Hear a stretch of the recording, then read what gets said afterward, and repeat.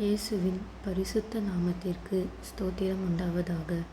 இன்றைய வேத வசனம் 2 கொரிந்தியர் 9ஆம் அதிகாரம் 7ஆம் வசனம்.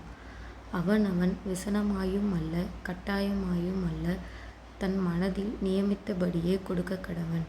உற்சாகமாய் கொடுக்கிறவர்களிடத்தில் தேவன் பிரியமாய் இருக்கிறார். இந்த வசனத்தில் அப்போஸ்தலன் சொல்வது என்னவென்றால், தேவனுக்காக நாம் கொடுக்கும் காணிக்கையோ உதவியோ துக்கத்தோடு அல்லது கட்டாயத்தால் அல்ல, ஆனால் நம்முடைய இருதயத்தில் தீர்மானித்த மகிழ்ச்சியுடன் இருக்க வேண்டும் என்பதாகும்.